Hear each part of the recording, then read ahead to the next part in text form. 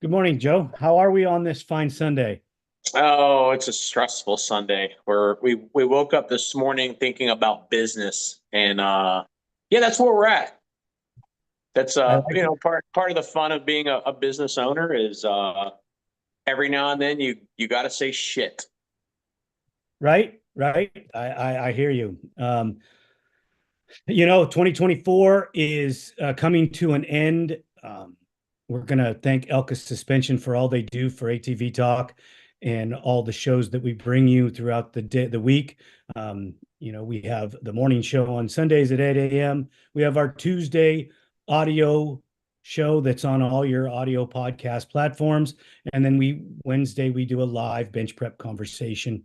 You can see our audio show on Fridays or sometime over the weekend we drop it, and you can see that on YouTube as well. We all also do other stories that we put on YouTube.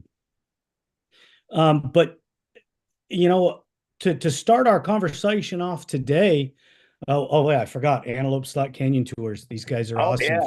Vacation in Arizona. Hey, you got to go on a tour because if you're an amateur photographer, those canyons will make you a professional. They are awesome, and you need to go check it out. The people up there are awesome. They're my friends, and I really enjoy their company. No, I have not got to see the canyons yet, but I will be going. So make sure you book a tour as soon as possible.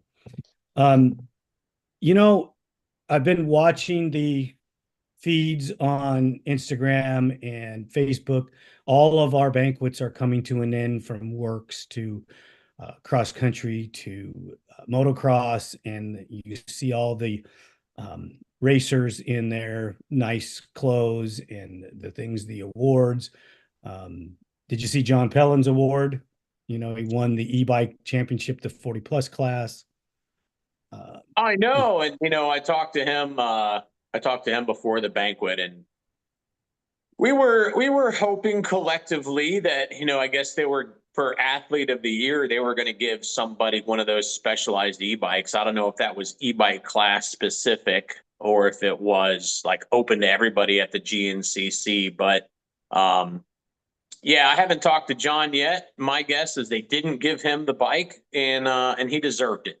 So if they didn't, phooey on them. Uh that guy has battled for a few years now. Like e-bikes are a lot of fun. I'm a mountain biker. I don't own an e-bike yet because when I make that switch, I got to buy one for the wife too. That way, it's a fair fight. And but John's big into e-bikes, man, and he's worked his ass off, and he's raced Scots, and he's raced an older Scott bike for a long time that had a lower power battery than these specialized that are out there. I mean, he had like 500-watt battery going against guys with 850-watt batteries. He had to maintain that thing just to finish a race without running out of battery. And then he switched to a Rocky Mountain. I was kind of partly responsible for that. I'm like, oh, Pellin, I know you don't want to race a specialized because you don't like their politics, but hey, check out these Rocky Mountains. They've got big batteries like the specialized. And he bought one and struggled with it for a year because he had a bunch of mechanicals. The thing kept going into limp mode, and he finally got that sorted out, and he won a championship. So, Pellin's been fighting for a long time to win that title. And I think he said he's been to like every e-bike race they've done. He hasn't missed a round, so hopefully they gave him the credit he deserves. And I'm rooting for him that he would have won that e-bike last night. Haven't heard what the outcome was yet, but my fingers are crossed for him because he's a good guy. He's done a lot of stuff for the sport of ATVing. He's been a big cheerleader for that e-bike series at the GNCC, and if it was only open to e-bikes, I don't know who would have deserved it more than him. So hopefully Pellin won it. Congratulations to him on his championship. He's worked his butt off to get it. So yes, kudos to yes, my buddy. yes, yes. And anybody that doesn't know who John Pellin is, ATV scene in the early 90s, mid 90s. Yeah, I mean, he's John's an OG of, ATV power sports media. That guy, he bled for the sport.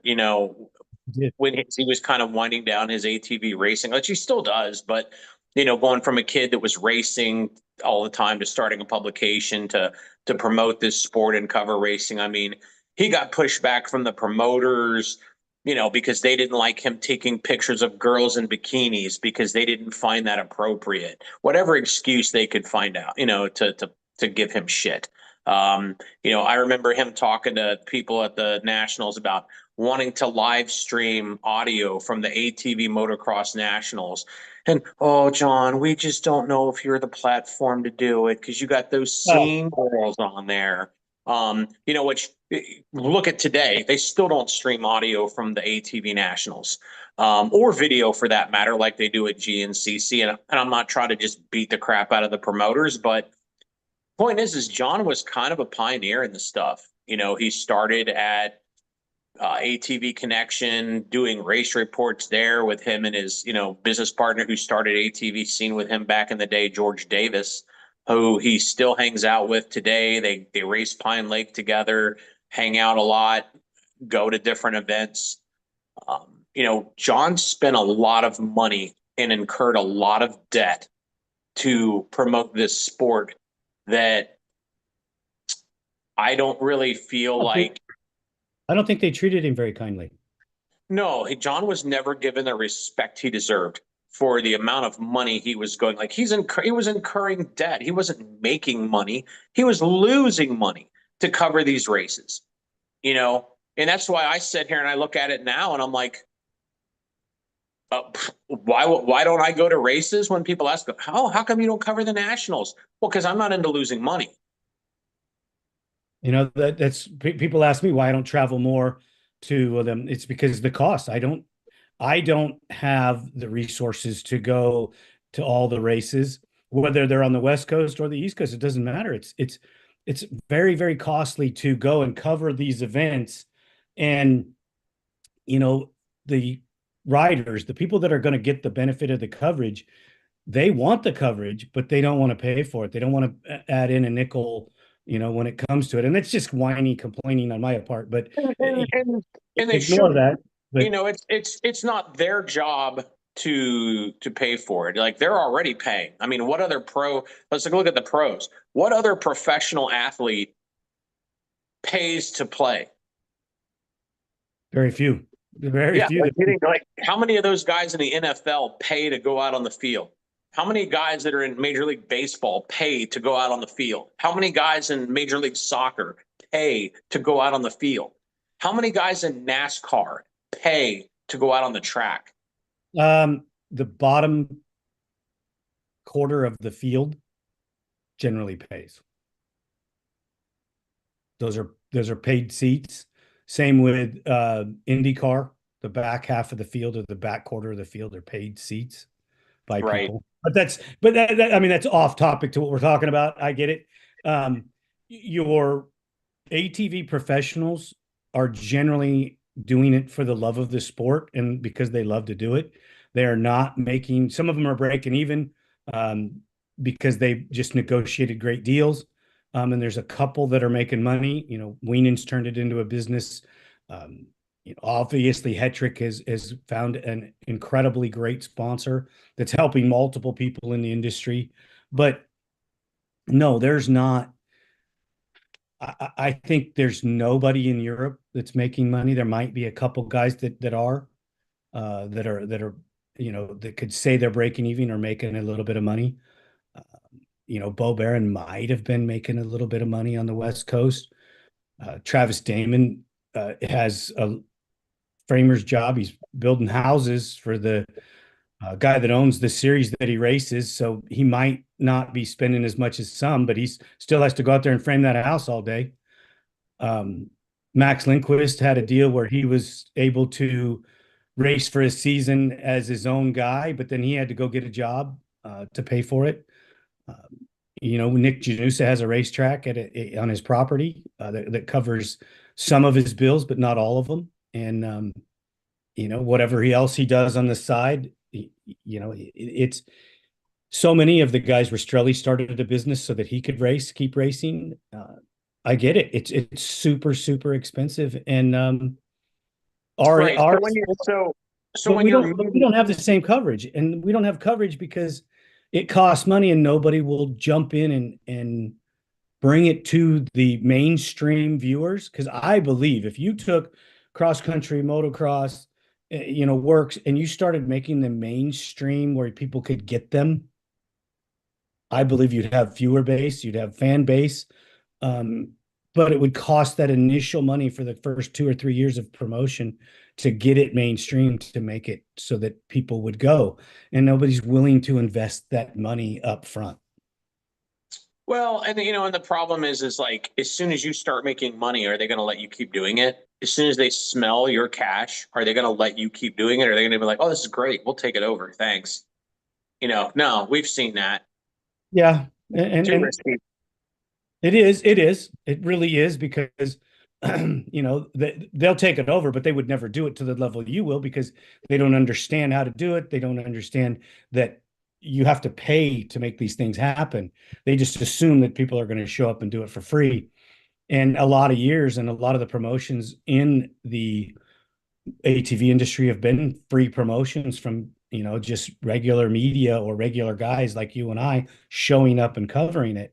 And, John Pellin, that guy, um, until I started doing ATV Talk, I didn't realize what a commitment that he made to the sport. That guy, when we were going Yeah. to the WPSA, he went and bought. I don't know what he paid for it. I don't know, but I mean, like, he worked a deal with Gary Denton, got us a 74-foot or whatever that thing was. It wasn't 74 feet. How many feet was it? I don't remember. He had a huge weekend warrior trailer, that slept a ton of people, had a big bay on the back. He got us set up in a really nice trailer. He went and bought a brand new Chevy dually diesel, fully loaded, to tow that trailer to those races so we could go cover those races. I mean, what a huge financial undertaking to go cover races to lose money. Right, right. And to be an unsung hero. So guys, if you know John Pellin, reach out to him, congratulate him for his achievements. We'll get him back on the show because he's always fun to talk to. He has great stories from behind the scenes as well. Not everybody knows some of the things that he got to witness or be part of. That it's always fun to listen to those stories. I was at some of those events, and I don't remember those things happening. you know, not that I can bring up those stories. You know, it, it it's pretty cool stuff. Um, did you see anything in any of the events with the banquets that caught your eye as far as um, some of the cool stuff that went on? Nothing. Haven't followed it. Honestly, I haven't followed it a bit. I saw a post this morning from Cody Collier's team on Right. Instagram. I gave that a heart. Um, but other than that, not really. Um, haven't looked at the phone that much over the past 24 hours. Yeah, there's some really cool stuff from the Works event and the motocross banquet and the cross country banquet. If you get a chance, you scroll through there and check those out. Huge applause to all the champions and all the runners up. In those series, is thank you for your support of the ATV industry. You guys are what our backbone, and the fact that you go to the events, go to the banquets, and keep it rolling, and we appreciate it so much. We don't get to cover that stuff because there again, it's an added cost to our already production costs that we just can't afford. So anybody that does go and cover it, hats off to them. It's cool. Um, we're looking for 2025 to be a very exciting year in racing, especially when you think of the new champions or the old champions that are coming through. Brandon Frazier won the 4x4 title. Cody Collier was a two-time champion, and Brandon came in and took the title away from him. And we'll see how Brandon can hold on to it. It's always harder to carry that number one plate. Bryson Neal won his third title, and Walker Fowler at the end of the year was coming on. Walker Fowler signed a new tire deal this year. So maybe you got some new things coming out of Walker Fowler. He doesn't seem to want to go away. I Who did know he, that who did he sign a deal with? Just curious. Honda, Okay. you know, Yeah, because you got companies pulling back and other companies stepping forward. So I was just curious as to who it was. yeah, Kenda seems to be jumping in there and doing a lot of great things in the industry. And you got a hats off to Kenda that they're taking on a guy like Walker Fowler, and you never know, it could pay off with a title. He's no slouch, and when you win 7 titles and then come off of an injury like he did, he didn't seem to be himself until the end of the year, 2 years after he got injured. So we'll see how Walker Fowler does this upcoming season. In the motocross series, you have 3 or 4 guys that are chasing down to Joel Hetrick after his undefeated season. Undefeated. Yeah. Yeah, I do. That's how big of an accomplishment, and how much weight does that put on his shoulders in the offseason to keep it going? Well, I almost look at it from the other perspective is like how much wind does that take out of the sails of everybody else? It's like you got the Fords that spend as much money in titanium parts as they spend on their private jets, and you ain't beating them. Not yet. Maybe they will this year, and good luck. I'd love to see some other people step up and make it a fight. But, as it is, it's like, that dude's on another level. And hey, we've seen it in all types of racing through the years. Like, who could touch McGrath in the 90s? Who could touch Stewart when he was on top? Who could touch Carmichael when he was on top? Nobody to speak of unless they had bad luck. But man, I wouldn't want to be a pro motocross racer right now racing against Joel Hetrick, because it's like, maybe I can get second. It's tough. I was talking to Nick Janusa, and Nick said, he says it's great that Joel's having all that success. He says the problem is everybody looks at us and, what are you guys doing? And they don't realize we're stepping our game up. We're working harder. We're doing all the things that we're supposed to be doing. That guy's just, every time we take a step up the ladder, he steps up the ladder. Yeah. So it looks like we're doing nothing, and they're fighting hard, and they're working hard, and they're all in great shape. They're testing shocks, they're testing motors, they're doing all the things they need to do. It's just that guy right now is in a particular portion of his life that allows him to be better than everybody else on the planet. And he's a prodigy. The kid's a prodigy. His dad owns Hetrick Racing, motor builder, bike builder. Yeah, he was racing on great equipment since day one in the mini ranks. Like, he's always, that I know of, he's always been on some of the best of whatever was available at the time in his career. So, I mean, the kid's been groomed for this since, he was probably 7 years old or whatever when he started. And he started being groomed when he was born. I remember seeing, him in the old Carpe Diem videos that Brad Phillips produced from Premise. And I remember segments on Joel Hetrick in that back when he was a kid on a mini bike. So, mini quad. Excuse me for the people that get offended when you call a quad a bike, whatever. Don't care. Right.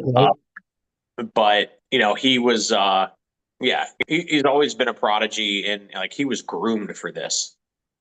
I totally agree. And, it takes us back to even farther back. You go back and look at the Bumblebee.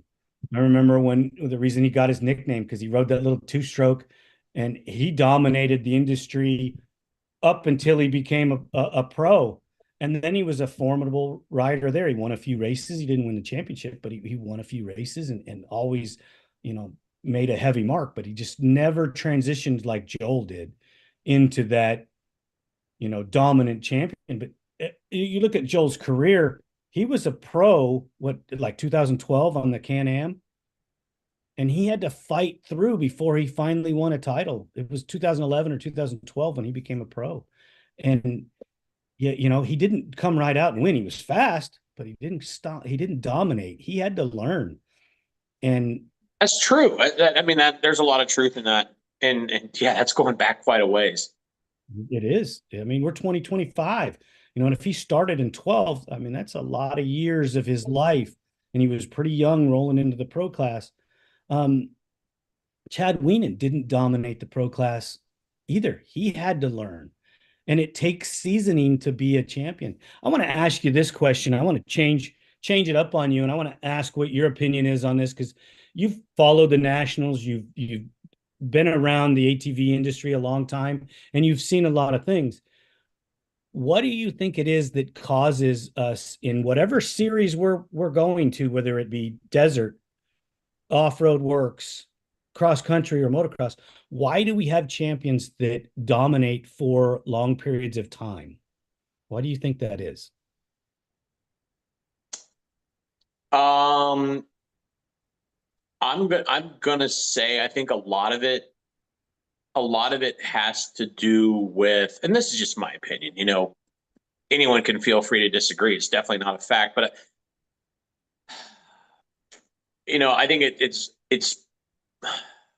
man, I had it, but then I kind of lost it. Um, Old age time or what? no, no, no. No, I was just too busy about not being offensive, so then I kind of forgot where I was going with it. You Be know, offensive. Offensive. I think, yeah, I got it back. I think a lot of it is just like, and no offense, like I'm not. This is just my opinion. I ain't trying to offend anybody, but we lack the depth of talent that we used to have. You know, if you want to be a great MMA fighter, then what do you need to do to become a great MMA fighter? Um, you have to train. You have to train for a long time. You have to have diet. Um, and at the end of all of it, you have to have that little magic something, that gives you an advantage over other people. Look at boxing, look at MMA, look at things like that. Like, I don't follow the Tour de France, but like, how many Tour de France riders or Tour de France, how many of them come back and just win it?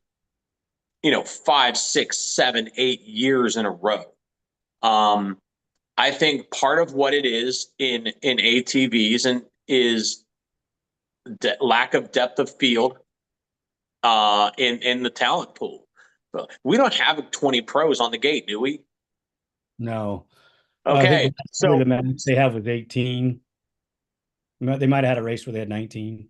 you're not go to Supercross. You got people qualifying for the main event, and right now there's for the past few years there's yeah, it's the Jet Lawrence show, but Jet Lawrence don't win every single week. He did outdoors year before last, but But that being said, in Supercross, and this is just Supercross, that because you brought it up, there's only five guys that can win that race. Out of all the people qualifying and all that, there's still only five guys that are going to win. One of those five guys is going to win the race, and it but might there's even be five. down to three or two. You, But you there's know, five. But there's five. And that's because you've got more people qualifying, you have more depth, in the grassroots, building people up to that level of being a professional racer. Um, I think part of the reason that you see these guys that go on these big streaks in ATVing is not enough participants, the cost to participate, the reward for the cost to participate. There's no way to develop a robust group of people that are coming after the top guy. If you get to the top and you're the fastest, there's just not that many people coming after you. There's not many people with a budget to come after you. Um, yeah, I mean, look at dirt bikes and Supercross. Like, yeah, those bikes are trick. Yeah, they're expensive. They got titanium parts and work suspension and all that. But a 450 dirt bike doesn't take a $10,500 motor build to win a race. They're not making them that much faster than they are stock. Like, they're moving the power around and they're doing some things. But I know people who build Supercross motors, and they're not bringing in 15 more horsepower. They're not like, oh, I gotta have 70 horsepower. I can't win. No, they're at a point now where the bikes are too fast. A lot of people even say that dirt bikes, that the 450s are too powerful. So huge monster motors aren't a thing. There's not as many. I bet a pro quad, other than the titanium stuff and the bougie works forks that and shocks that you can get for dirt bikes, it's building a dirt bike is a lot cheaper for the average guy to get into the sport and do it. And and I'll go back to like MMA and boxing. It's like you might be the champ until that guy who has your number shows up and beats you, because whatever your weakness is, he has a strength that can defeat that can capitalize on that. Racing's a little different. The cost of it's a lot different. And I think that's the problem. It's just lack of depth of field, pretty much caused by lack of manufacturers, cost to do it, no reward at the end of the day for the average guy. I think that's how these guys get on top, and they just sat there. I mean, go back in time in ATV racing when the top guys that were racing ATVs were Tim Farr, Joe Bird, Keith Little. Like a lot of these guys back in the day had families and they worked day jobs, and that's how they did it. It was almost like, yes, some of them had more money than others, but you had a more robust field of blue collar guys that are out there and busting their asses to make it. Bigger fields. Let me throw a wrench in that. Just not saying that you're not right. Oh, I might be totally wrong. Gary Denton won 8 years in a row, and he had a field behind him of guys that were just incredibly fast with the same packages that he was racing, if not some of them had better. And he just still won 8 in a row. After he left, it was a mixed bag for a number of years who was going to win. How do you explain that one? Talent. And that's the thing at the end of the day. And I'm definitely not trying to throw that out the window. I'm not trying to in any way insinuate like right now Joel Hetrick's not the fastest guy. He clearly is. You can't spend enough money to beat that guy. So yeah, I mean, talent's a thing. Talent is a lot of it, and I think talent is still the biggest component. But then there's all these other, factors at play. Now, I'll pitch it back to Gary Denton. Gary Denton raced the two-stroke that cost a third as much to build. Like it cost $10,500 to build a YFZ 450 engine to run at a high level, or so I'm told. So how much did Gary's motor cost? Gary had Olin's suspension and Allegro Pro Tracks front end, but and the bikes got more expensive, but to build a two-stroke was cheaper. Again, he was the fastest guy. I don't know that anything would have made a difference, but the cost to compete has gone up exponentially. Lenny, you got to give me 1 minute. Talk about something. I'll be right back. So back to the two-stroke deals, they were cheaper to build, and you're looking at a guy that came from a motorcycle racing career that was very successful.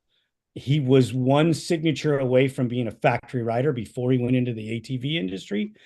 And when he came into the ATVs, he went into the factory Suzuki deal and was given not, I would say, not the best machine, but he befriended Wayne Hinson. Wayne Hinson is a driving force in multiple championships. You look at Doug Gust, Gary Denton. I mean, these guys were molded and crafted by Wayne. Very smart guy. Wayne's also been involved in the motorcycle industry as well. So, Gary won his titles by being smarter than everybody else and finishing well throughout. He won a lot of TT races and then would finish on the podium or, in the top 4 in the motocross. And at the end of the year, the guys that he was beating were not doing well in the TTs, and they'd go out and win a couple motocross races. and couldn't compete. So stacking it up, Gary just was, had a better plan and a better way of making it happen. I think that his maturity level starting off was better than everyone else's right at the get-go. And you can't take anything away from anybody else, but he was already a seasoned race veteran when some of these guys were breaking into racing the quads against him, and they just weren't. And here's another thing, Gary wasn't a four-wheeler guy. No, he's a You know, he was Gary one signature away from a factory motocross team. Right. Gary Denton was a dirt bike racer before he was a quad racer, you know, and I'm just saying, like, these are pieces at play. It may not be the do all end all that made him as great as he was, but it definitely was a benefit. Gary was used to racing a deeper talent pool, not taking anything away from the ATV people he raced against, but dirt bikes have always been more popular. And when something is more popular and there's more people doing it, you're going to have a higher caliber of rider at the top. And like right now, we don't know who the fastest quad guy is. We have no idea. He does not have the money to compete. There is a guy out there right now that has Joel Hetrick's number. I bet money on it, but we don't see him because he doesn't have the money to get developed into the kind of rider that it would take.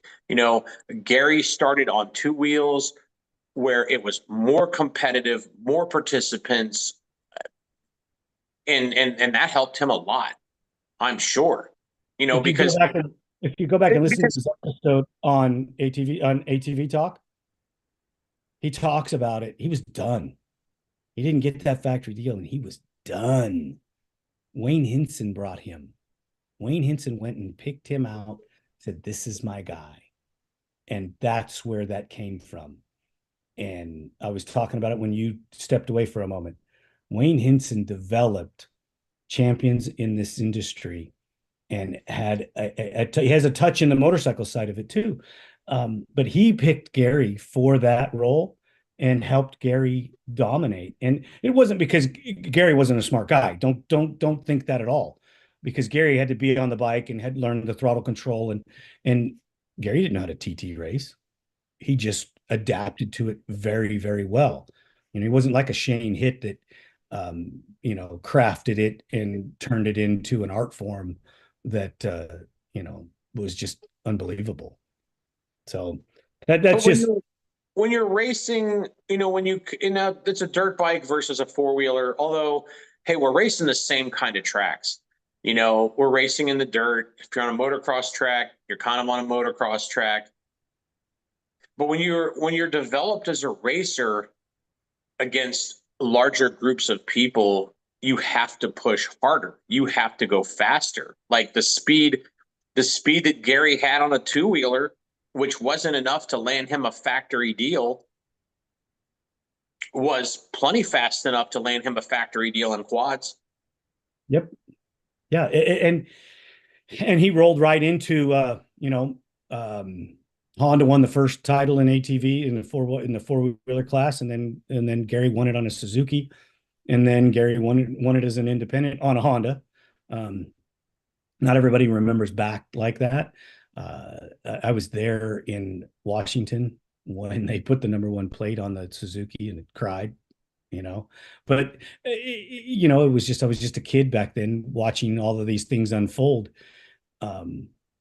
Unbelievable amount of talent there. But let's roll it into the best and worst thing that happened is when all the factories came in the middle 2000s, when we had 7 450s with Polaris, KTM, Suzuki, Kawasaki, Honda, Yamaha. Maybe I'm missing one. Honda, Yamaha, Suzuki, Kawasaki, Can-Am, KTM, and Polaris. You had 7. Not all of them had factory rigs, but you had 7 bikes, and they were all supporting at least 1 or 2 riders or more. Yep. And that's the time of the year. That's the time of our history that most people relate to, that it was at the it's, it's at its highest level. It was at its highest pay level. I don't think that it was at its highest numbers level, because the machines were still, very expensive to build. You were racing against the factories, and it was harder to compete.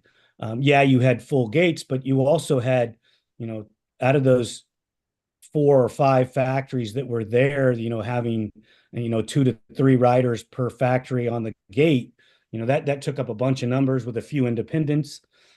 But you go back into the 250R days, you had qualifying for the races because you had full gates, and these guys were showing up in pickup trucks for the love of the sport, and and a little enclosed trailer behind their car, not behind their truck, and it just wasn't the same. Well, and I think that's part of the biggest. I think that's part of the problem. I mean, one problem that we're dealing with that we can't fix is I'll use a cleaner word, the sissification of society is a problem. Too many beta males hanging out on their cell phones all day instead of hitting the gym, getting out and getting into a sport and getting after it. So you've got the sissification of society, which isn't normally the word I choose. You can figure it out. Um, that's a factor, but then you go to the other stuff is I go back and I look at like, you're talking about was it where the heydays mid 2000s, maybe as far as money, but not as far as entries. If you're competing against the factory guys, then you're a pro. You aren't competing against factory guys in the amateur classes. So I think for the average racer, the mid 2000s looked like the most exciting time to get in because you had 7 factories that could potentially support you if you made it to that pro class. Like, here's the dream.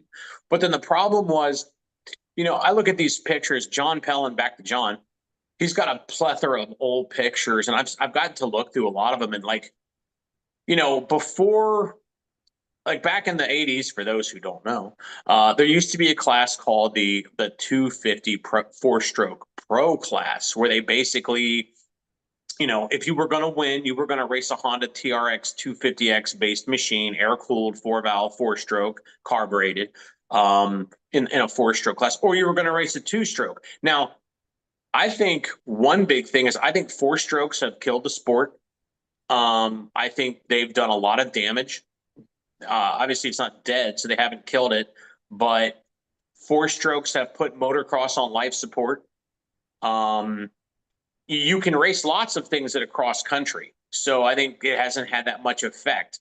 But if you're going to a motocross race now, you're kind of like pigeonholed into a 450 YFZ that's the most expensive of the bunch to build.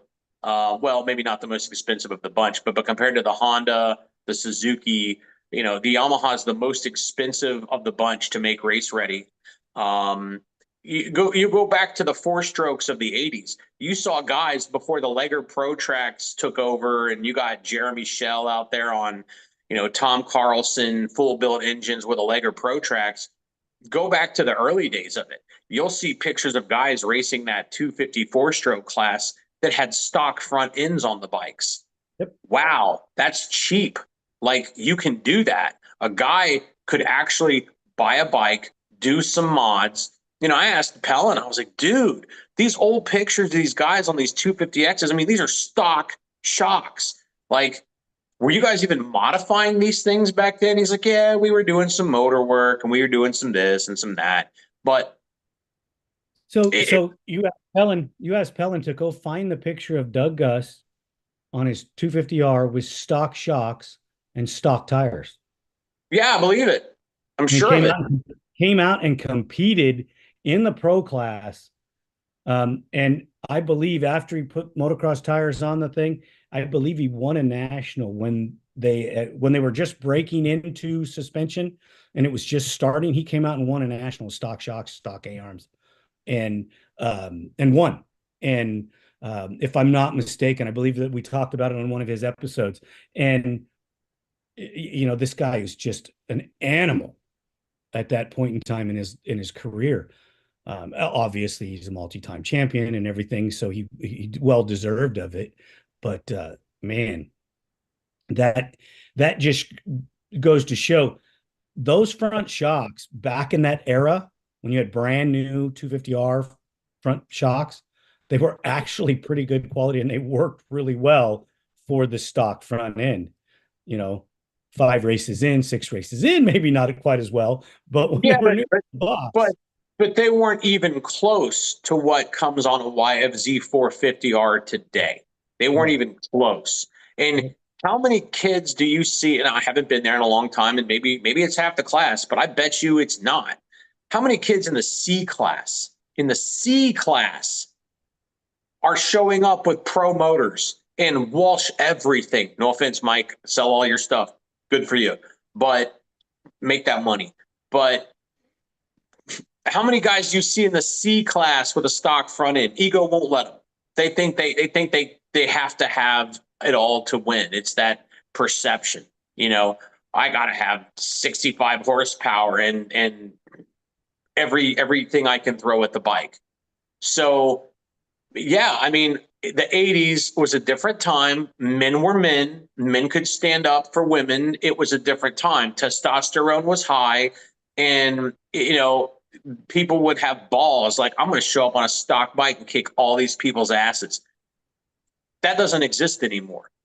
I don't see it. I mean, No. maybe it does, but I don't see it.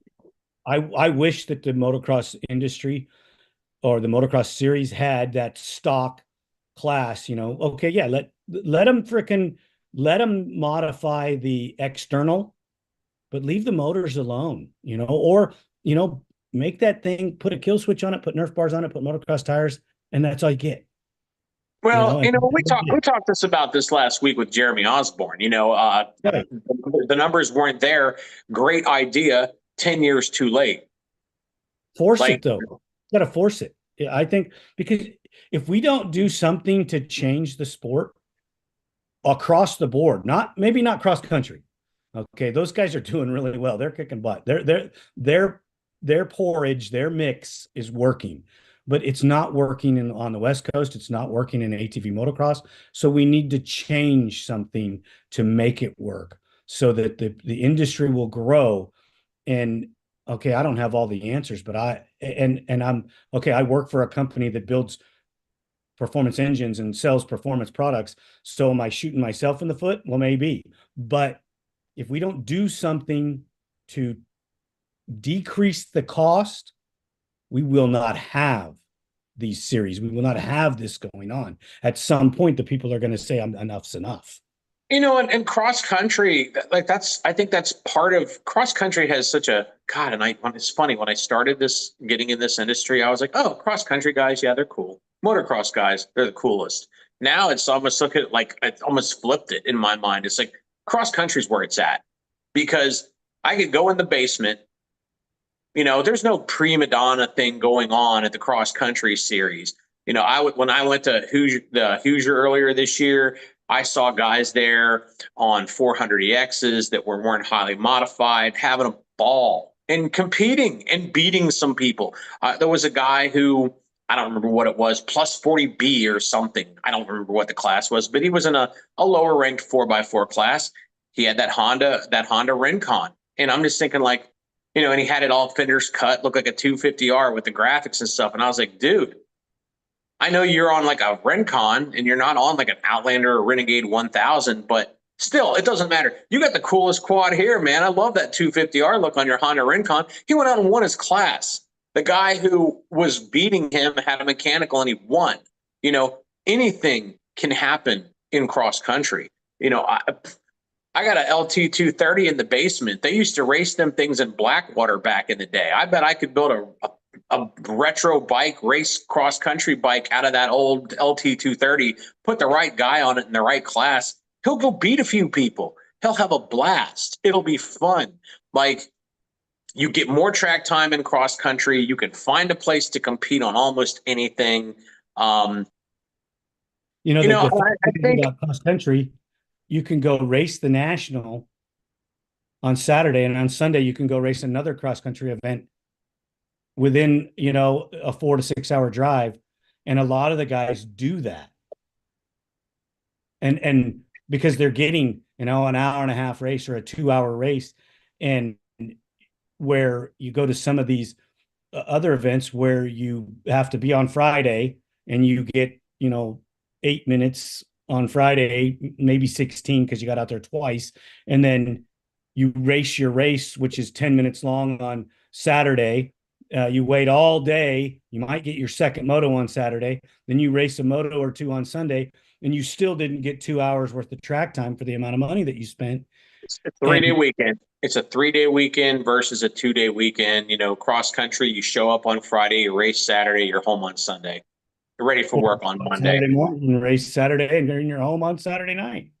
If you're gonna race some motocross, it's like, well, we got to take off Thursday to get everything loaded to travel on Friday to get there early enough to practice to race Saturday and Sunday. We'll be home at 12 o'clock Sunday night. Do we work Monday? I don't know. I don't know the answer to all this, but yeah, it's a much longer weekend.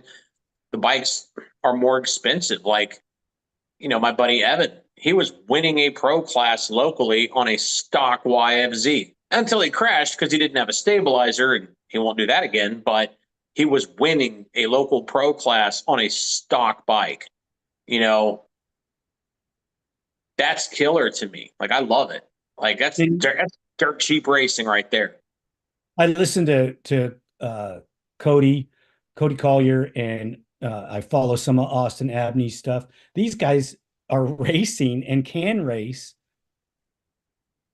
2 races a weekend, every weekend across, somewhere in the mid east of the country, and that's pretty much incredible. And they're doing it almost year round. I mean, you get into the snow and cold, you have to drop into Florida and race down there, or race in the South, but it doesn't matter. There's still something going on somewhere almost year round, and that's incredible. It used to be like that out here on the West Coast.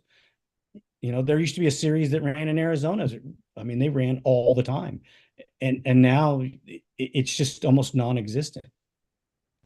ATVs are in a funny spot to me, like from the racing perspective, because it's like, and it's one of my favorite things to kind of think about is the biggest class today, the fastest growing class, I think probably in ATV racing right now, this is just opinion, I don't have statistics to back it up, are grown men racing TRX 90s stock. You're not allowed to modify them. You got to run them stock. And some people might sit here and think like, oh, that sucks. But, the most fun I've ever had on a dirt bike in my dirt bike years was me and a buddy of mine on a couple of, XR80s on a backyard hillside track, getting it on, and we were both 230 pounds. So we ain't passing each other going up the hill. Whatever place you're in going up the hill, that's where you're going to be, because we were both, fat asses.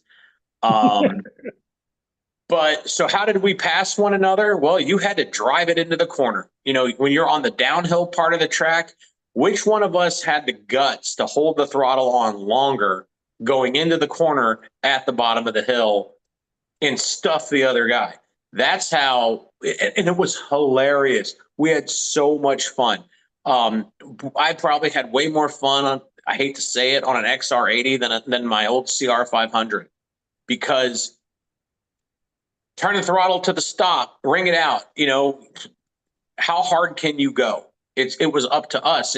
I hear Pellin back in, but well, to finish that point off, where did ATV racing start? 1969, guys on ATC 90s, before all the parts were developed and stuff, and we raced 20 miles an hour top speed. I mean, and then somebody put motocross tire or golf cart tires on it and increased the speed a little bit and could slide through the turns.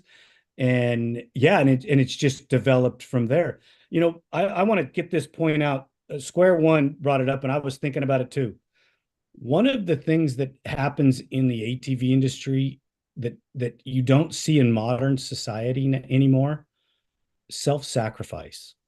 You have to sacrifice to be a champion, to develop. And if you look at Joel Hedrick, that guy sacrifices everything else in his life accept the time with his children to go ride his ATV and to become the champion that he is. And you don't see other guys. I'm not saying that the guys that he's racing against aren't doing something similar, but you don't see a lot of that sacrifice. Comes back to your MMA champions and the guys that win in there, or your F1 or your MotoGP. These guys are putting themselves out there and doing, not going to parties, not drinking alcohol, not doing this, or not staying up late, or being on their phone. These guys are out there putting in the work on their road bikes, riding their machines, practicing. And that's what it was like when I was with Doug Eichner. Dude, it was just sacrifice. That's all it was.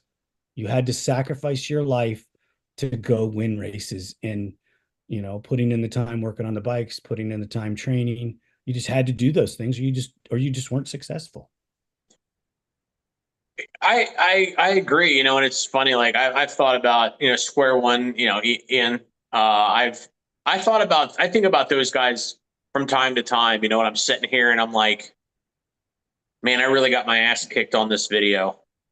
How much money am I making this month from the content I produce? And, and then I sit here and I'm like, I think about guys like Ian, where it's like, these dudes are so badass. I almost miss the mindset where it's like they're working full-time jobs to support their riding and their racing for the thrill of doing it. And I've been there. I was a 21-year-old guy. Obviously, Ian's a little older than that, but I was 21, 22, 23 years old, living at home. Every paycheck I got, I cashed that paycheck. What can I buy for my four-wheeler with this? Spend it all. Let's buy parts. Let's make the quad faster. Yeah, I mean, I get it. It's, a lot of people today want instant gratification. They don't want to sacrifice. Right. And that instant gratification thing isn't going to happen in this industry. And it's not going to happen in anything you're doing performance wise. It's just not. And I think that a portion of that comes from society not showing people that they have to put it out. I mean, if you want to eat, you got to work.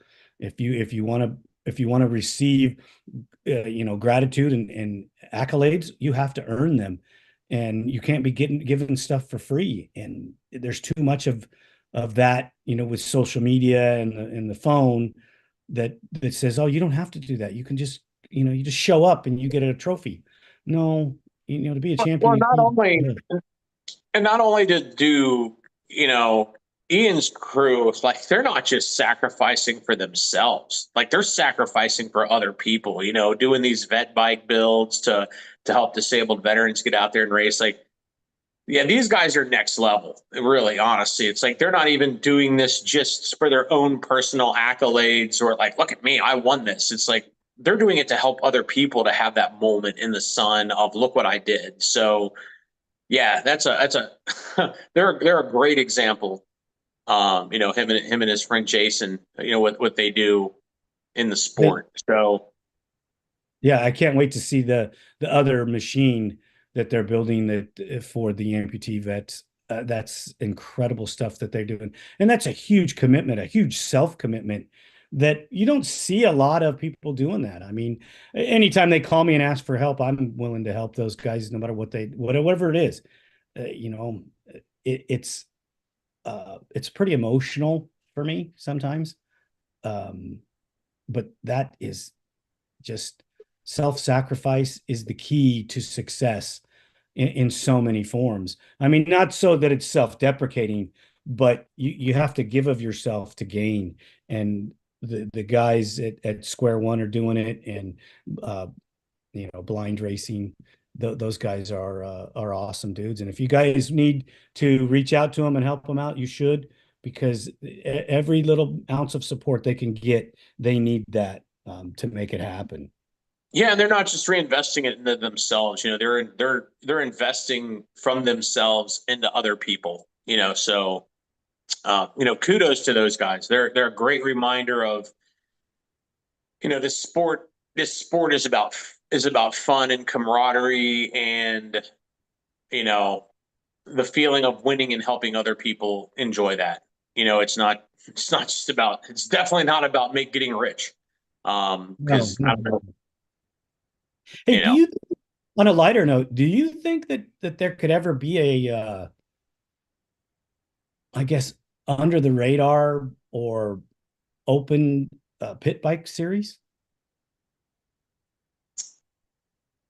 I don't know about are we talking four-wheeled pit bike series? Yeah, the 90s, bring them out and well, even if you combine them with the two-wheeler pit bikes, the 110s, and I love the fact the way that Janusa says, hey, they got to be stock, got to be quiet, got to be Oh, I stock. know. Like, thank you, Nick. Right, and that's to me is what I love about that class, because if they didn't keep that restriction on it, it would get stupid too. It would be like, oh yeah, I'm going to show up and beat these guys. I got the JB dual A arm aftermarket PEP shock front end. I just put a $4,000 front end on my $3,000 quad.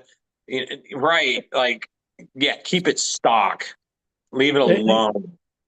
I mean, you have Jeremy Osborne that puts on a race. You have Nick Janusa that has the Turkey Derby every year. If you look at the social media platform on that, I mean, everybody raves about it. They draw triple the amount of spectators than they do racers, and That's I perfect. yeah, and I really like the fact that he's taking the entries and puts it out there online. You only have X amount of guys can enter. When the entries are full, they're full. You show up, you race, and then they have vendors come out there for the race, uh, whether they're mainstream ATV or motorcycle. Some of them are pit bike companies or apparel companies, tire companies. I believe Kenda was involved in that with Nick as well, and that's incredible to have a private event like that's growing every year. It gets bigger and bigger. Social media, baby. Ah, dude, it's just well, he's putting it out there because he loves to do it. I want to see a guy like Nick become a large race promoter. You have Jeremy Osborne that's doing his and promoting and working harder than I think any of the motocross promoters, and to develop it, to grow it. But you bring a guy like Nick in, who is a professional motocross racer, and when he retires, he could come in and become a promoter and teach these guys how to get spectators to your event. I don't know. I mean, I'm not a race promoter, so I don't want to pretend that I am, but I've raced. I love it. I love to watch it. Um, I don't know if you're ever going to see I think pit bikes in their run of glory. I feel like that wave has come in and gone back out, as far as the two-wheeled stuff, because it was so big in the early mid 2000s. Well, they're You know, crazy, like you said, with big bores and suspension, and they blew it up into so many areas where it got to where it wasn't feasible. getting cheaper. It wasn't much cheaper than just racing big bikes. Right. If they leave this thing alone with these 90s and they let them stay stock, and hate to say it, aftermarket, but keep the damn aftermarket out of it so they can keep the price low, it can grow. It can get bigger. I mean, I don't know that you're going to see a full series for it, but I think you're going to see more and more events doing it. Does that get combined into some kind of a series? Can they all get along and play together like that? I wouldn't say no.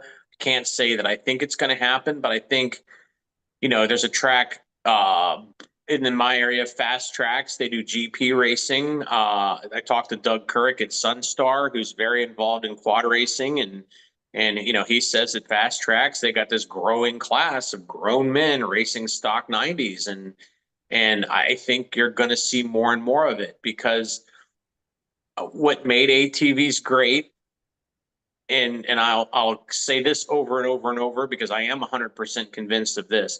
What made ATV racing great was the fact that they were, number one, fun, number two, affordable, and number three, reliable. You know, Everybody wants to get out and have a great time with their buddies, so fun is king. Affordable means a lot more people can participate in it. Like right now, there ain't a lot of people that can participate in the ATV Nationals. Well, there's a lot more people that can participate in cross country because it's a lot more affordable. Um, and then, reliable. You go build yourself a monster national killer.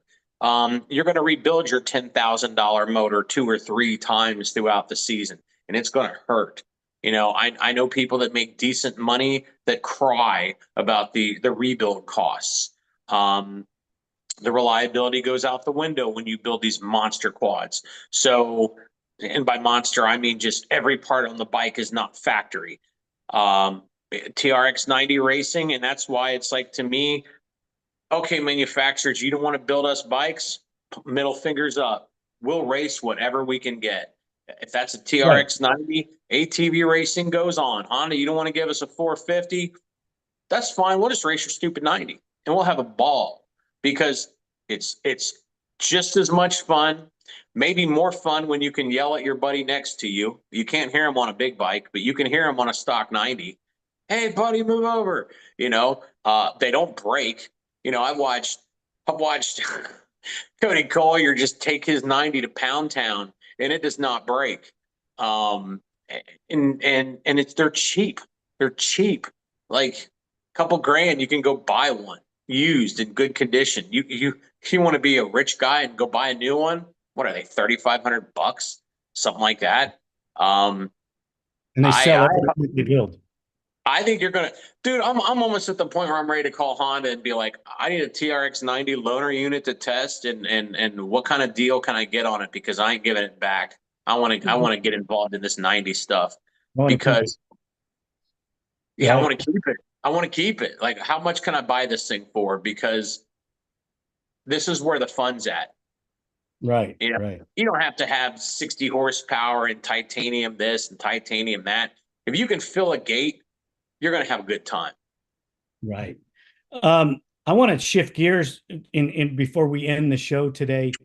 Um, One of the things that we have talked a lot about in 2024 is new models coming, and the gap between the 90s and the 450s for the people. There's not a lot of filler there. We've talked about the KO. It's kind of stagnated a little bit. I don't know where that's at. What do you hear through your sources in the industry? Do you think that possibly in 2025 we're going to get that machine that's going to bridge the gap between the smaller machines and the bigger machines for the middle youth riders? Is there anything on the horizon that we should be looking for, or what's going on in that area? And the thing is this, when we're talking about the KO 300 and stagnating, we just have to keep in mind, like, is it going to happen? Yeah, I think it's going to happen. I think it's going to happen. I do think we're going to see that bike at some point in the future, and I don't think we're talking 5-10 years. I think I think we are going to see that bike come to the country. I think we're going to see it available here. I would put money on it. Um, which means maybe I do know something. But I don't know when, I don't know where, but I do believe that machine's going to happen.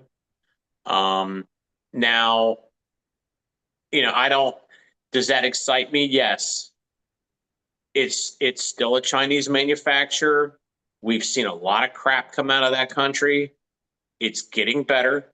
Look at the Coveys. KO is much better than a lot of what we've seen come out of China. Is it Japanese quality yet? Nope. Nope, it's not. Um, are they going in the right direction? Yes.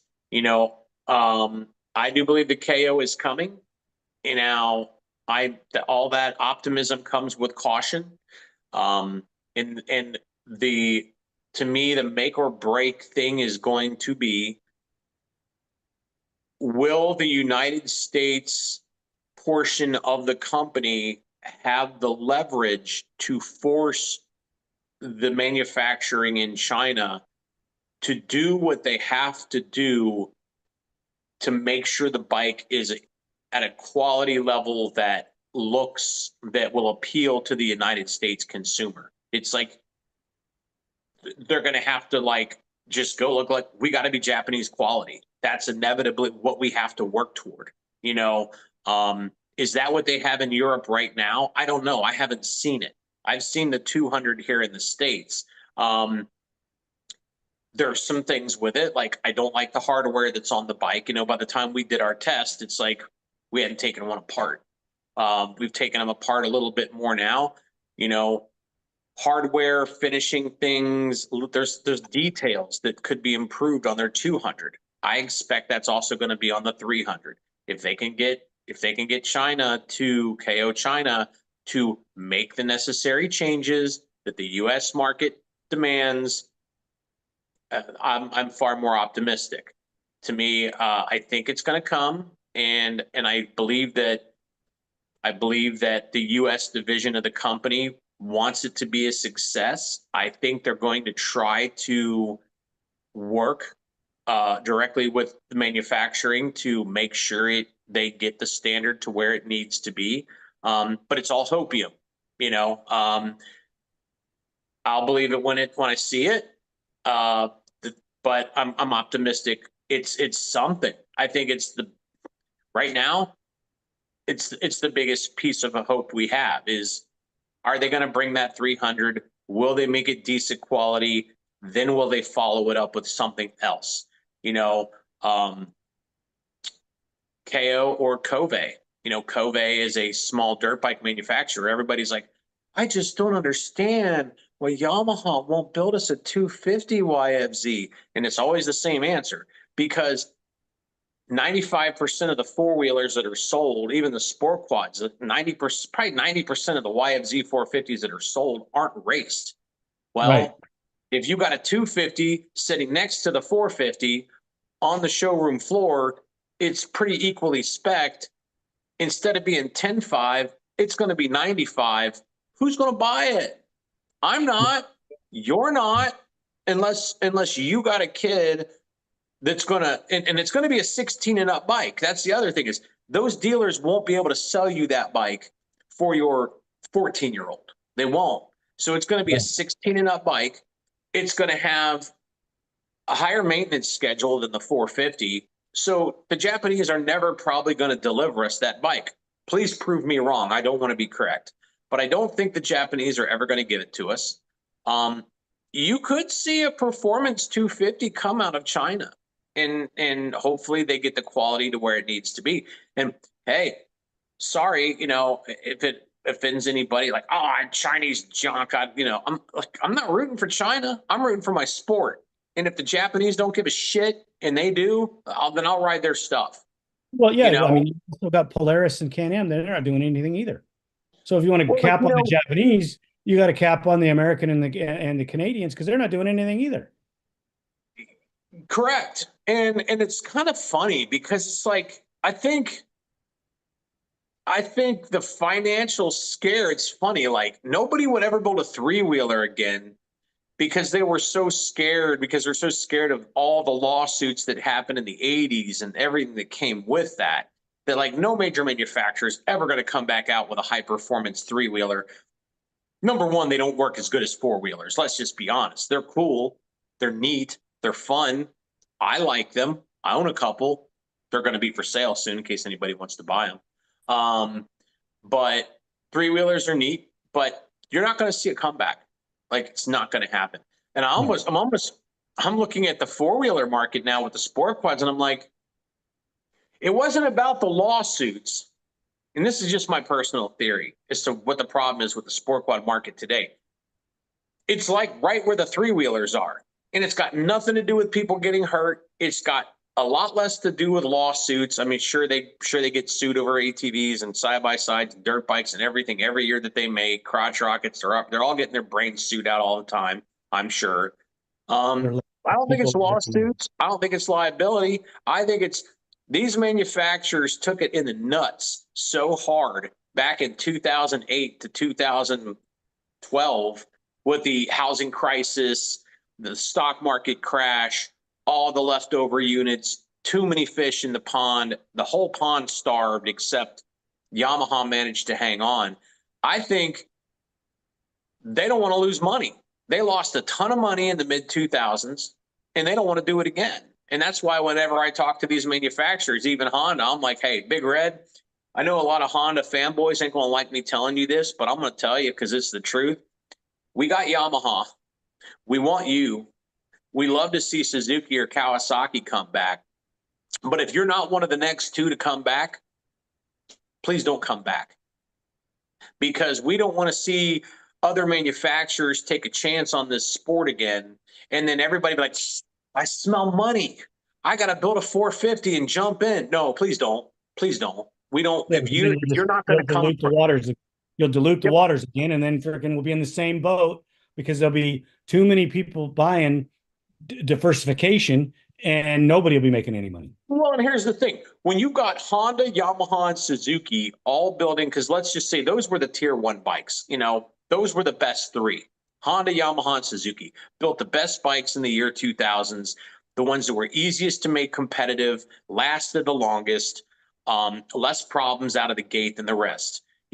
But when you're Honda, Yamaha, and Suzuki, and then Polaris is having a blowout sale because they have way more units sitting there because they weren't the best bike, so they didn't sell as many. But you can, when you're selling your new YFZ Suzuki Honda for, I'm just picking numbers, okay? Don't hold me on it. When your bike costs 8, and then these other companies that build 450s that aren't quite as refined and as good, but they're blowing out 2-year-old models at 5, what's the average guy going to go buy who doesn't need the top bike? He's going to go buy the $5,000 bike. Now, the bike that's going away anyway because Polaris ain't selling them because they won't build a better bike that'll beat the Japanese bikes. They're cannibalizing sales that would have otherwise gone to the Japanese. If Polaris never showed up, if Can-Am never showed up, Kawasaki needed a Gen 2 bike. That bike wasn't that bad, in my opinion, for the average guy. It had some problems. Gen 2 could have fixed it. But if all we ever had were Honda, Yamaha, and Suzuki, we'd probably still have Honda, Yamaha, and Suzuki. It's all the other companies that jumped in to make money because they smelled opportunity that screwed the pooch. So if we can ever get more manufacturers, we want 2. The rest of you guys, go build a side-by-side. Go build a dirt bike. Go build a personal watercraft. Go build something else. The one company that you haven't mentioned is CF Moto has a 450 dirt bike. And they've been, trickling their fingers into the ATV world. Do they have a 450 dirt bike? They do. They do. Well, there we go. Now we got 11 dirt bikes. Dirt bikes and side-by-sides right now are taking it in the nuts like the sport quad market did in 2009.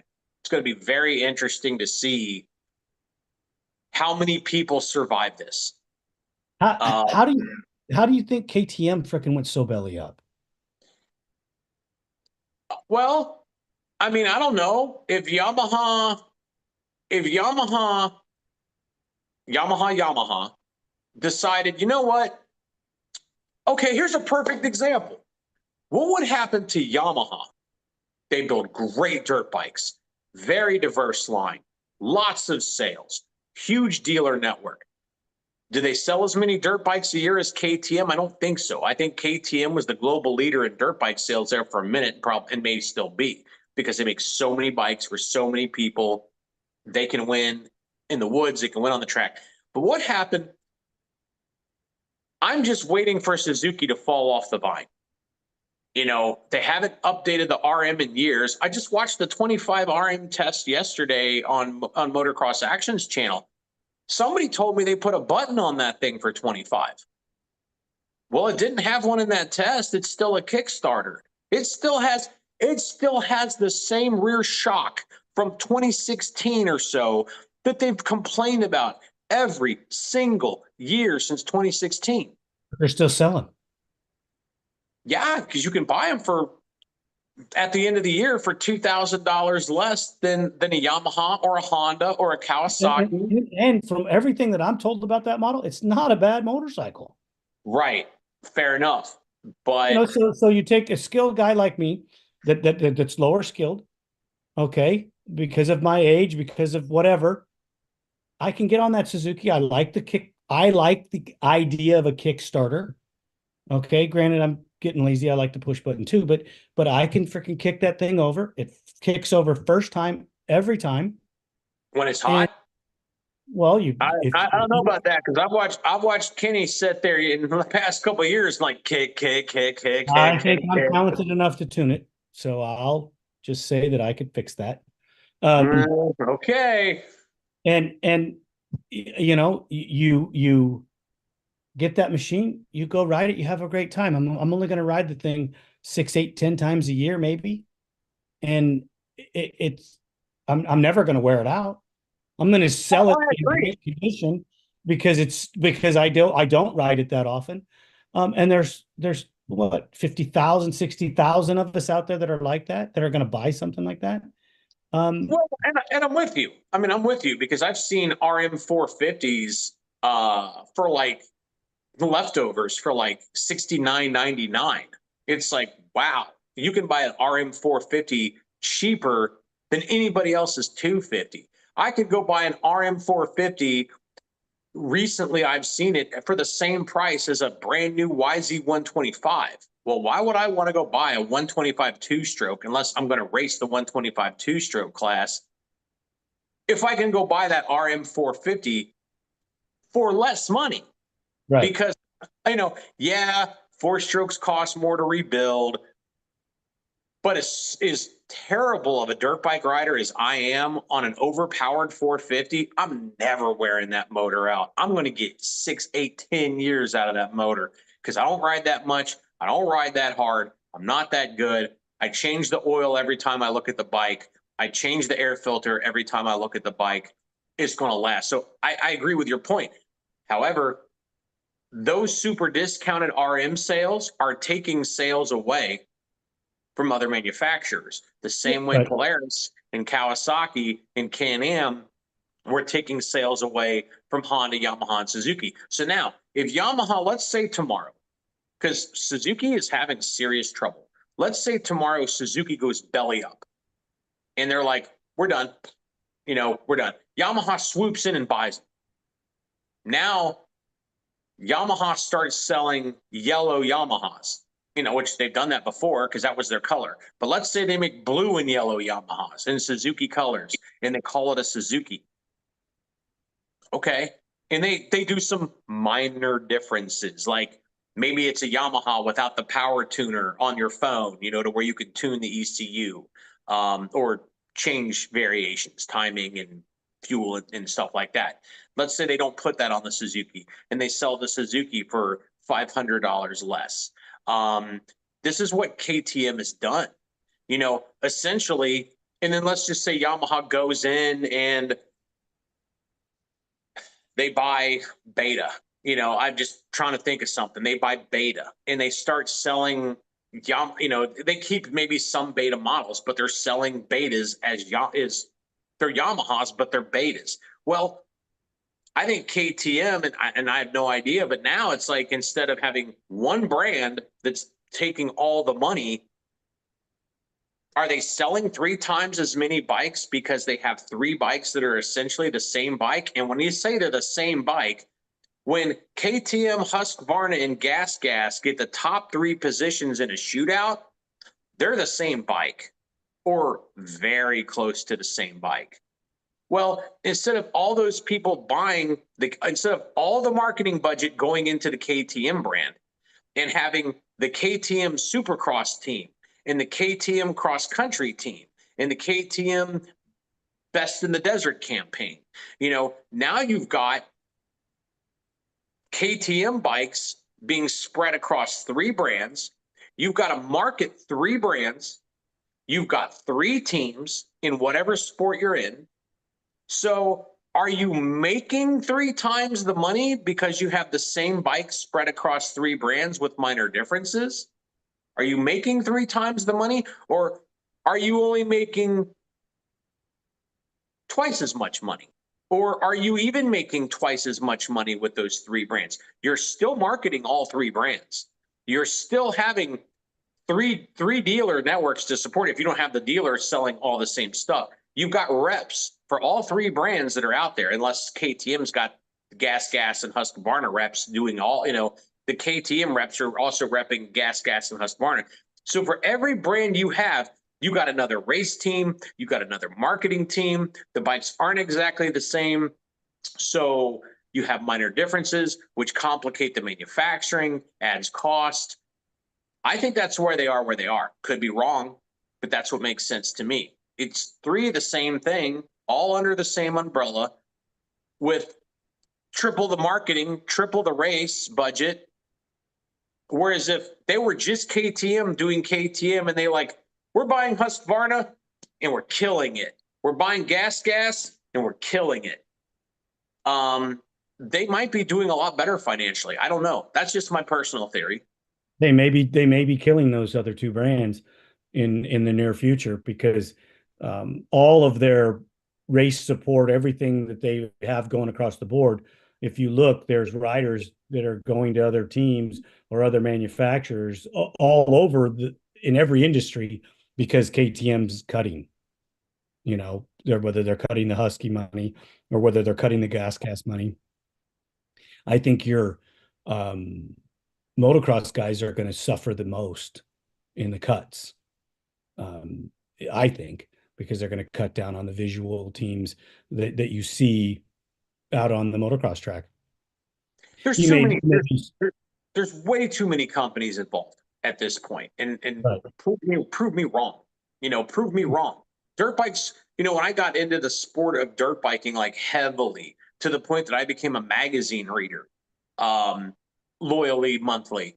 Dirt bikes cost $4,000 for the top tier bike. It was like, if you got the RM 250, it was $38.99. If you got the most expensive one was the KTM at that point, which maybe was $4,400. Most of the Japanese were between $38.99 and $41.99, depending upon what you got. Now all the 450s are $10,000 or more. If you get the bougie model, then it's more. And holy shit, Honda, Yamaha, Suzuki, Kawasaki, KTM, Gas, Husqvarna, Ducati, Triumph, TM, Beta. Who have I missed? I mean, that's 11. Yeah, 11 brands.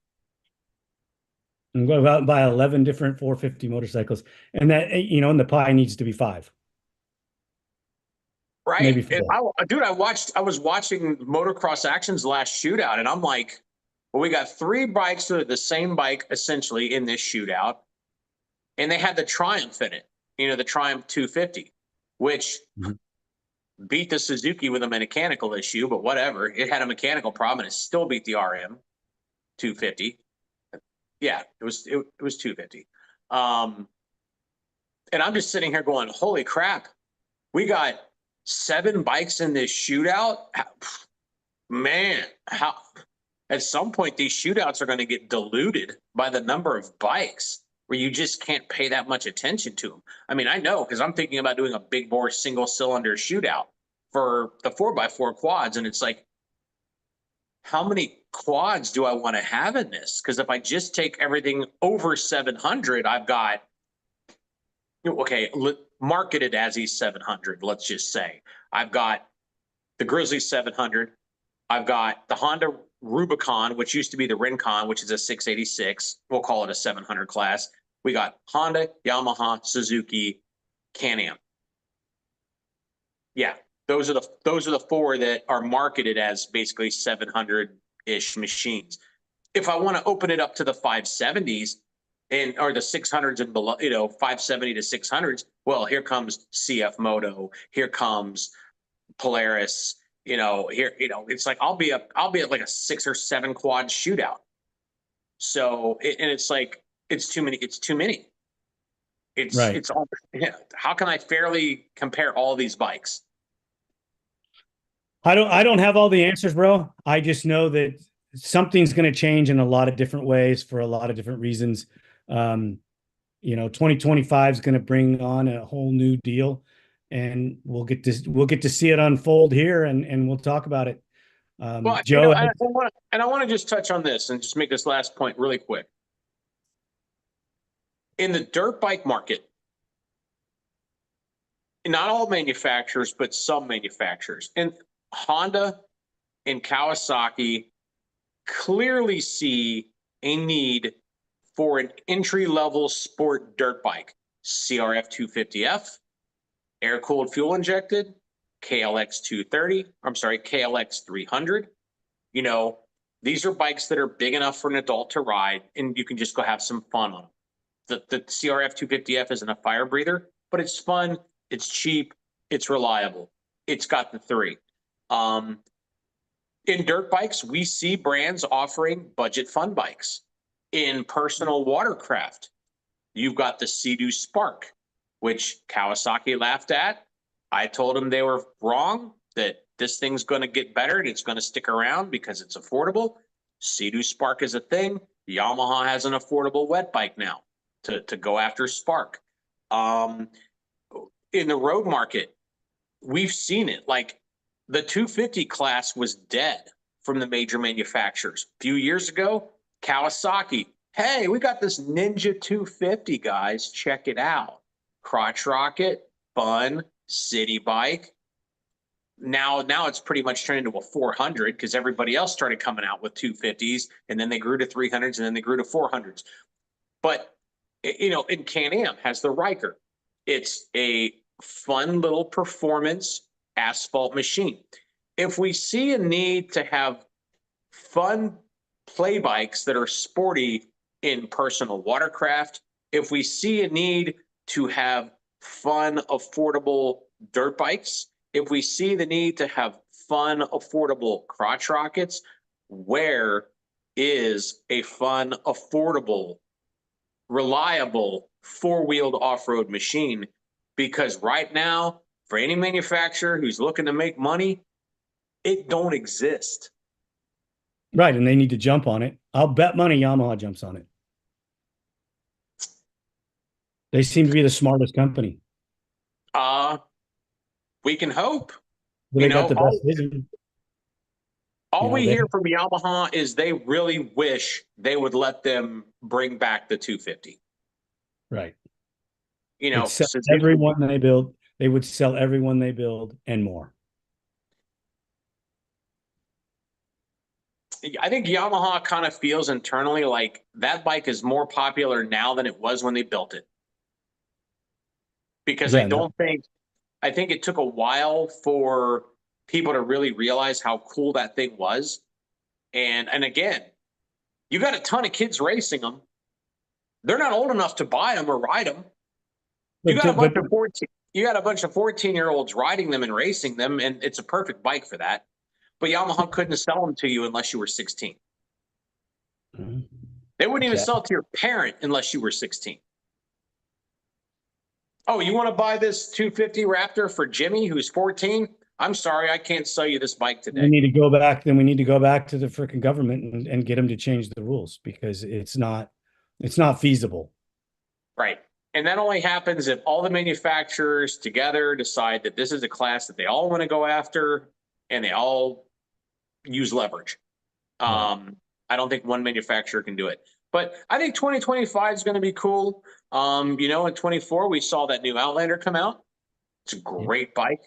Probably going to be the ATV of the year. You know, most relevant thing that happens all year in ATVs. Kawasaki restyled the Brute Force. Not enough. Honda changed the name and restyled the Rincon. Like no one will notice. They'll think it's a new bike. Nope, not a new bike. Same old bike. Same old bike. New plastic. You can't even adjust the preload on the shocks. They didn't even change that. Same old shit. You know, Can-Am did something new and exciting. Probably the most relevant thing, I think, for 26. We're probably going to see the Renegade platform move to that. So last year, Can-Am gave us those very affordable, very, very good performing Outlander, 500, 700. That thing's a shootout threat, the 700. It's a threat for the title in that class. I think we're going to see more stuff. I think we'll see something from maybe KO come this year. And who knows? Hopefully somebody's got something to surprise us. That's what we're hoping for. New stuff coming for 2024. We're probably going to have one more show before the year ends. And Joe, I want to thank you so much for always being there for us and filling in the blanks in the industry that I don't get to follow. I really appreciate your time and your expertise. Everybody, ATV on demand, UTV on demand. Go subscribe right now while you're here, while you're on your phone. Go ahead and make that subscription. If you haven't got your Dirt Wheels subscription, you need to do that as well because the magazine actually is growing and they're trying to diversify into more and more ATVs as well, not just 4x4s, not just UTVs. They've been starting to get into the sport quad deal and bring on articles there as well. Well, If more you and more getting back to it. I mean, they were always obviously did a lot of sport quad stuff. But yeah, Jeff's doing a great job at Dirt Wheels, and he's doing a lot more sport quad coverage. That's my tag team partner. We're fighting the battle against the industry. We're a two-man tag team, and we're in the face of these manufacturers all the time. Give us sport quads, give us affordable quads. Let's try to get this thing back to when it was really great. So I just subscribed to Dirt Wheels like a month ago. I haven't gotten my first issue yet. Jeff said it might take 6 weeks to kick in, but I just resubscribed. And hey, if you subscribe to one of our channels and you don't like what we're doing, I'll give you your money back because it's free. Right. Right. Subscribe to ATV Talk. Share us as often as you can. It helps us in the algorithm and helps us grow. Thank you, everybody, so much. And have a happy Sunday. We'll talk to you guys later. Thank you, Joe. We'll see you later, Oh, buddy. see you, Great, bud. great, great show, bud. Great show. It was fun. Talk to you soon.